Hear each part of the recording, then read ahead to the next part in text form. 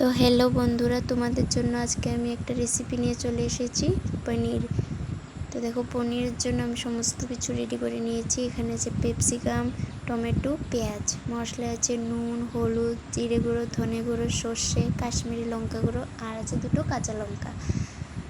আর পনির, এখানে আছে পনির আর soya sauce. এটা তোমরা চাইলে ব্যবহার করতে পারো, না করলে অসুবিধা নেই। এখানে কড়াই বসিয়ে দিয়েছি, এখানে দিয়ে দেবো পনিরটাতে নুন হলুদ দিয়ে হালকা পরিমাণে ভেজে পনিরটা আমি তুলে রাখবো।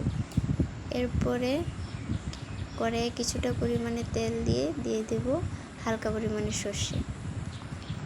সর্ষে দিয়ে একে একে দিয়ে দেব আমি যেগুলো সবজি কেটে রেখেছিলাম, ক্যাপসিকাম, পেঁয়াজ, টমেটো, এগুলো দিয়ে হালকা নাড়াচাড়া করে দিয়ে দেব নুন, কাঁচা লঙ্কা 2টো, এরপরে সমস্ত মশলা আমি একসাথে জল দিয়ে গুলে নিয়েছিলাম। এখন দিয়েছি মশলাটা দিয়ে হালকা নাড়াচাড়া করে ভেজে নেব।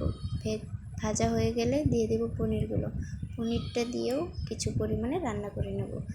রান্না করে দিয়ে দেব সয়া সসটা। এরপর আরও কিছুক্ষণ রান্না করে দিয়ে দেব পরিমাণ মতো জল। তারপর দেখো, আমি কিছু সময়ের জন্য ঢেকে রান্না করে নেব। তো দেখো, আমার কিন্তু রান্না পুরো কমপ্লিট। তো কেমন হয়েছে তোমরা জানিও। আজকের মতো টাটা।